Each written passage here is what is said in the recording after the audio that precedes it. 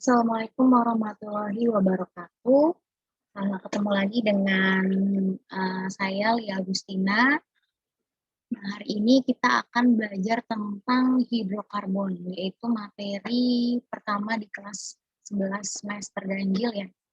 Nah, untuk hari ini kita akan bahas tentang hidrokarbon, yaitu pembakaran sempurna dan tidak sempurna. Nah, kompetensi dasarnya yaitu kompetensi dasar 3.1 dan 4.1, nanti bisa dibaca sendiri ya. Kompetensi dasarnya, tujuan pembelajarannya bisa dibaca sendiri. Nah, ini peta konsepnya. Nah, kita akan membahas tentang polusi udara akibat dari pembakaran bahan bakar fosil. Nanti kita akan bahas menjadi 5 ya.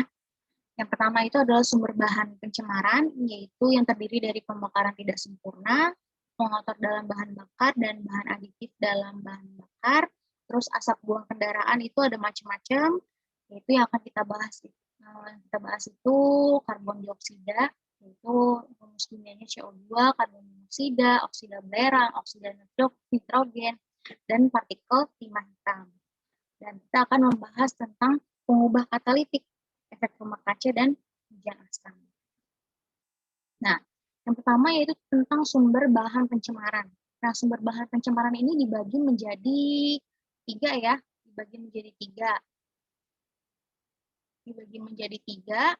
Untuk yang pertama, yaitu pembakaran tidak sempurna. Nah, pembakaran tidak sempurna itu biasanya terjadi di dalam mesin kendaraan ya, kendaraan bermotor, baik itu motor ya, baik itu mobil, truk, bis, apapun itu. Nah, akan menghasilkan yang namanya karbon monoksida, partikel karbon atau yang disebut jelaga, dan sisa bahan bakar hidrokarbon. Nah, untuk yang kedua, sumber bahan pencemarannya itu pengotor dalam bahan bakar. Biasanya itu bahan bakar fosil seperti batu bara itu mengandung belerang atau rumus kimianya belerang itu S, rumus kimianya. Nah, pembakaran belerang ini nih nanti akan menghasilkan yang namanya oksida belerang, yaitu SO2 atau SO3. Nah, nanti SO2 dan SO3 ini dia menyebabkan hujan asam. Yang ketiga yaitu bahan aditif dalam bahan bakar. Nah, ke dalam bensin nih yang biasanya dipakai kita kalau mau berkendara kan butuh bensin ya biar jalan kendaraannya. Nah, ke dalam bensin itu ditambahkan yang namanya zat aditif untuk menaikkan bilangan oktan. Jadi nanti semakin tinggi bilangan oktannya, maka kualitas bensinnya akan semakin bagus. Gitu ya. Nanti kan ada biasanya kita kenal tuh, ada Pertamax 90 ya. Kalau kalian isi bensin tuh ada Pertamax 90, ada yang 92, habis itu ada yang premium. Itu apa lagi? Ada yang Pertalite ya. Nah, ini beda nih bilangan oktannya gitu. Jadi dari semua ini yang paling bagus ya Pertamax 92 gitu. Yang paling rendah yaitu premium. Gitu ya. Jadi semakin tinggi bilangan oktan, maka akan semakin bagus kualitas bensinnya. Nah, salah satu bahan aditif dalam bahan bakar yaitu tel nih. Tel itu rumus kimianya PbC2H5 4 kali. Nah, pembakaran bensin itu nanti yang bertimbal akan menghasilkan partikel timah hitam berupa PbBr2. Nah, ini contohnya nih gambarnya nih. Ada Kopaja ya. Ada Kopaja itu biasanya dia knalpotnya tuh menghasilkan asap berwarna hitam. Nah, ini berarti termasuk pembakaran yang tidak sempurna. Nah, ini juga nih, sampai ibu-ibunya nutup mulut sama hidungnya ya, karena sangat mengganggu sekali itu asap kendaraan bermotor yang warnanya sampai menghitam. Tidak baik untuk kesehatan dan tidak baik untuk lingkungan. Gitu ya. Oke, next. Nah, asap buang kendaraan bermotor itu ada macam-macam senyawanya. Nah, gas-gas yang terdapat dalam asap kendaraan bermotor itu banyak yang menimbulkan kerugian. Apa saja yang menimbulkan kerugian? Itu diantaranya CO2. CO2 itu karbon dioksida ya. Ini karbon dioksida, CO2. Di situ ada CO, karbon monoksida. Di situ ada hidrokarbon, oksida nitrogen, dan oksida belerang. Nah, yang pertama karbon dioksida. Nah, karbon dioksida ini tergolong gas rumah kaca. Nah, karena banyaknya kadar karbon dioksida di udara itu mengakibatkan peningkatan suhu permukaan bumi. Nah, meningkatnya suhu permukaan bumi akan menyebabkan terjadinya pemanasan global atau biasa kita dengar global warming gitu ya. Nah, efeknya apa? Efeknya nih, es di kutub utara, kutub selatan akan mencair. Gitu.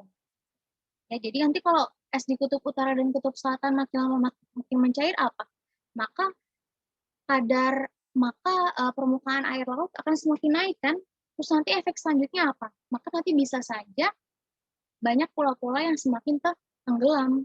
Gitu. Nah ini nih, di sini ada data kenaikan temperatur bumi sejak tahun 1850. Berarti dari grafiknya kita tahu nih, makin lama makin naik, gitu ya.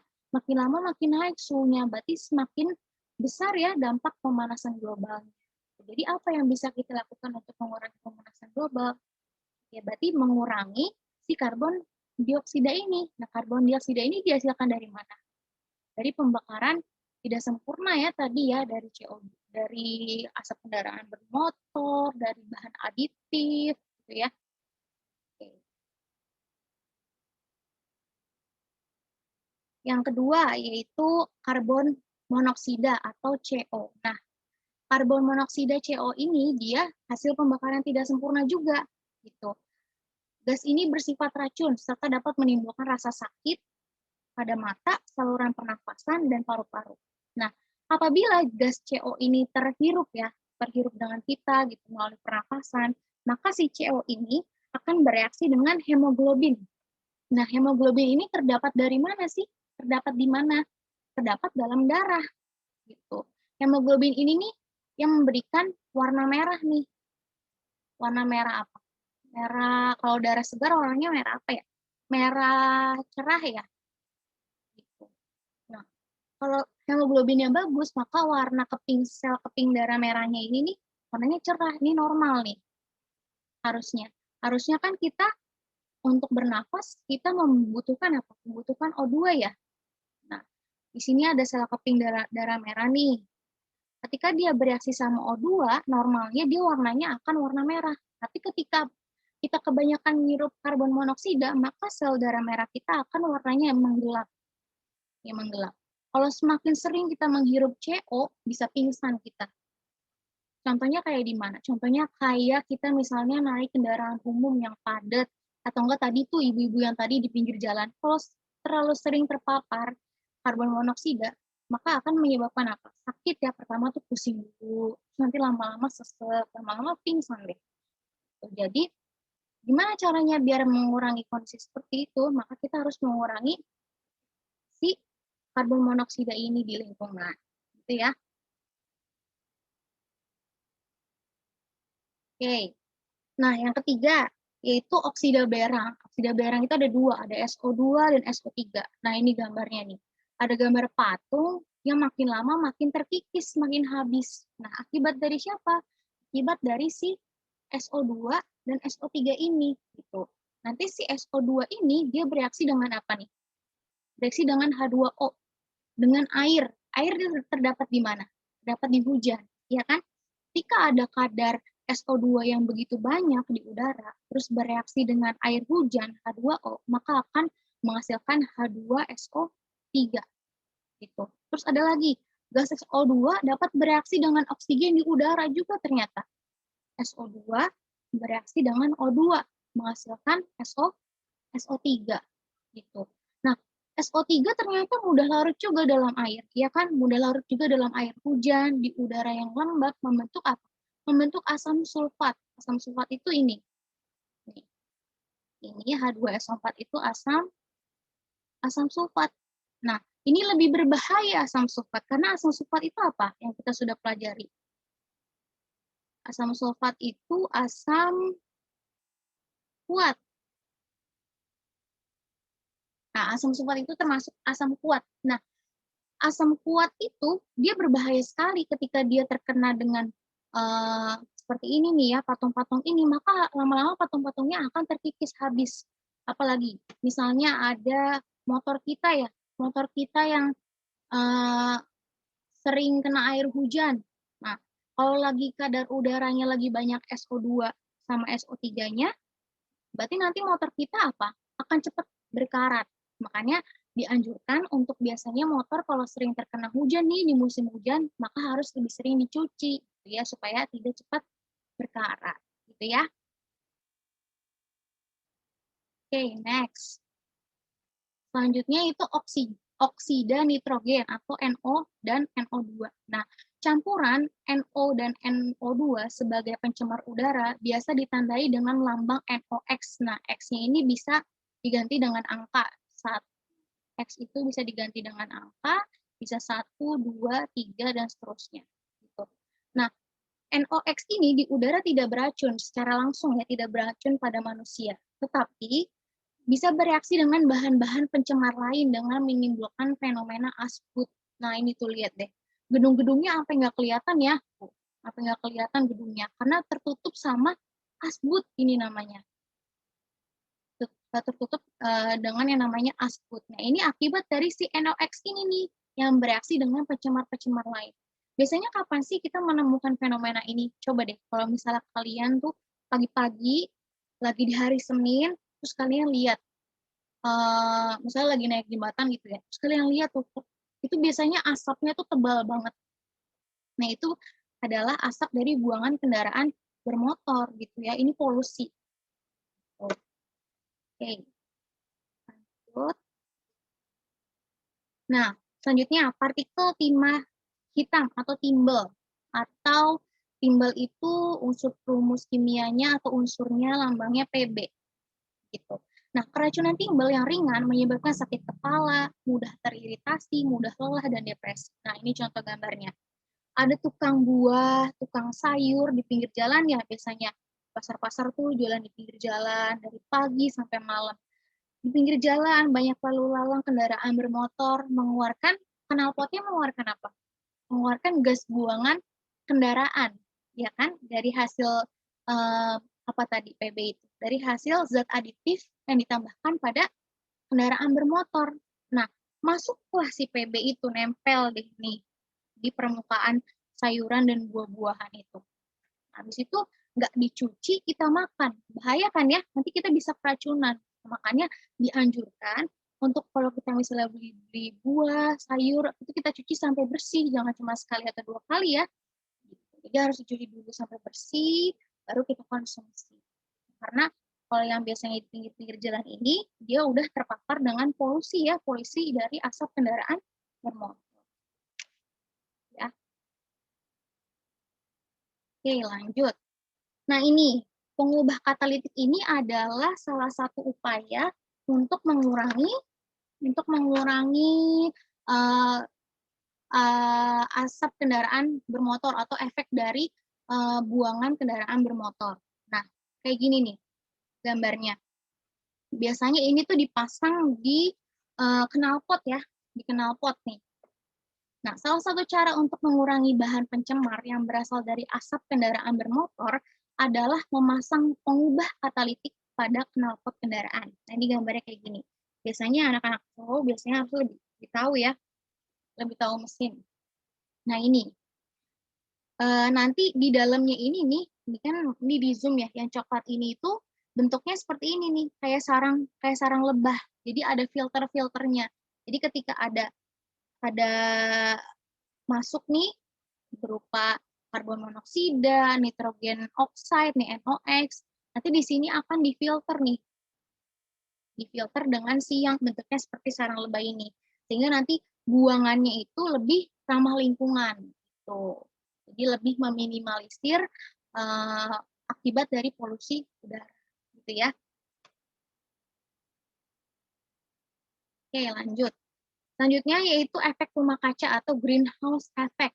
Nah, kaca itu bersifat transparan ya terhadap sinar ultraviolet dan sinar tampak atau gelombang pendek, tetapi tidak untuk radiasi inframerah atau gelombang panjang. Sifat ini yang mendasari penggunaan kaca dalam pembuatan rumah kaca atau greenhouse. Nah, biasanya rumah kaca tuh kayak gimana sih? Ya biasanya kayak gini nih ya bentuknya, yang dalamnya itu kita buat nanam tanaman-tanaman gitu ya, atau ada yang sayur-sayuran juga, tapi nanti dibuatnya itu semuanya kaca. Gitu. Nah, efeknya apa sih bagi lingkungan? Oke, kita next ya. Nah, ini efeknya. Ketika ada matahari nih ya, matahari itu kan dia sumber energi ya, energinya besar banget, sumber energi panas. Nah, panas matahari kan merambat melalui atmosfer kan. Nah, sebagian panasnya itu nanti akan diserap oleh bumi gitu. Nah, sebagian panas matahari itu nanti akan dipantulkan kembali oleh bumi. Ketika dipantulkan kembali nanti sebagian ada yang diserap kembali gitu, oleh gas-gas di atmosfer sehingga menahan panas keluar dari atmosfer. Itu ya. Terus nanti ada lagi yang dipantulkan kembali. Nah, efeknya apa? Ketika si rumah kaca ini ada, gitu ya. Kaca itu tadi sifatnya apa? Sifatnya dia kaca bersifat transparan terhadap sinar ultraviolet dan sinar tampak atau gelombang pendek, tetapi tidak untuk radiasi inframerah, gitu. Jadi nanti eh, itu akan panas nih di sini. Jadi panasnya itu akan terkungkung ya, akan terjebak di dalam rumah kaca ini gitu. Jadinya nanti tidak baik untuk suhu di permukaan bumi. Jadi yang harusnya tadi ada suhu yang dipantulkan oleh bumi, karena rumah kaca ini dia panas gitu ya, maka suhu di bumi itu akan meningkat. Itu ya. Nanti untuk lebih jelasnya mungkin kalian bisa searching sendiri tuh nanti kayak gimana sih ya rumah kaca itu prosesnya gitu ya. Oke, ini udah. Nah, selanjutnya yaitu hujan asam. Nah, air hujan itu biasanya sedikit bersifat asam, yaitu pH-nya sekitar 5,7. Jadi kalau asam itu pH-nya itu kurang dari 7. Gitu ya. Hal itu terjadi karena air hujan tersebut melarutkan gas karbon dioksida yang terdapat dalam udara membentuk asam karbonat. Itu nanti ketika ada karbon dioksida nih, hasil buangan kendaraan bermotor, terus bereaksi dengan H2O, bereaksi dengan air hujan gitu ya, maka akan membentuk asam karbonat. Gitu.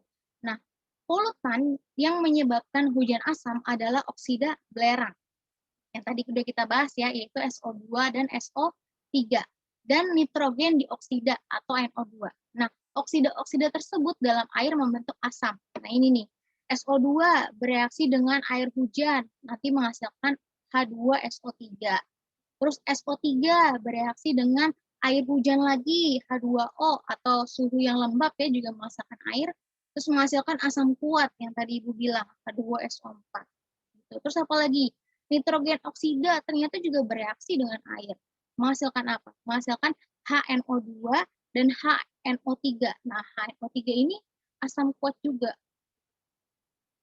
Jadi sangat bersifat korosif. Itu nanti akan merusak bahan-bahan yang terbuat dari besi biasanya. Kayak misalnya pagar di rumah kalian akan cepat berkarat, terus kendaraan-kendaraan kalian akan cepat berkarat gitu ya kalau terkena hujan asam.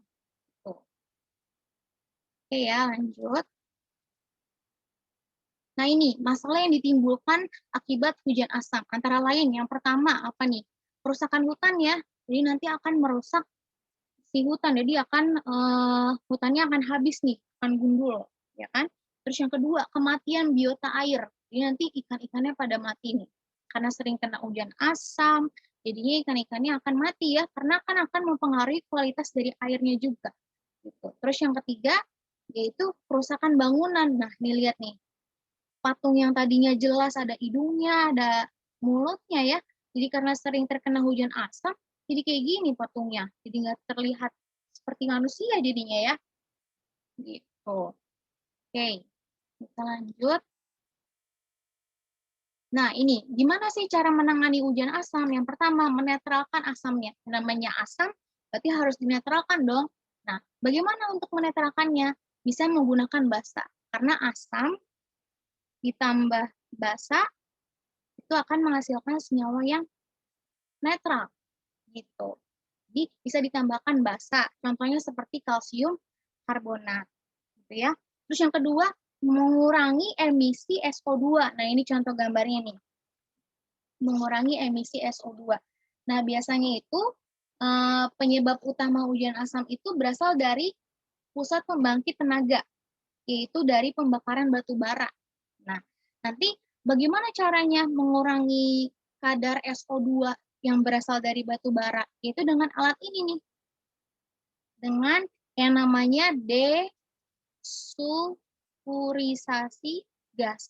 Nah, ini namanya prosesnya desulfurisasi gas. Caranya nanti nih, masuk nih reaktannya, akan diproses di dalam alat ini, baru akan mengeluarkan produk gas yang lebih ramah lingkungan, gitu ya. Terus yang ketiga, yaitu dengan mengurangi emisi oksida nitrogen. Nah, salah satu cara untuk mengurangi emisi oksida nitrogen yaitu bisa dilakukan dengan mengontrol pembakaran dalam mesin. Misalnya dengan mengatur suhu mesin dan perbandingan bahan bakar terhadap udara. Nanti untuk mengurangi emisi oksida nitrogen itu bisa dilakukan dengan mengatur suhu mesin ya. Jadi nanti bisa digunakan cara mengatur suhu mesin. Nah, ini mungkin hanya sebagian kecil cara yang Ibu jelaskan ya, hanya 3. Mungkin sebenarnya banyak cara-cara untuk menangani hujan asam. Nanti kalian bisa eksplor sendiri, nanti kalian bisa cari sendiri, banyak sumber-sumber lain yang lebih kaya akan informasi. Gitu. Nah, sekian penjelasan saya hari ini. Terima kasih. Wassalamualaikum warahmatullahi wabarakatuh.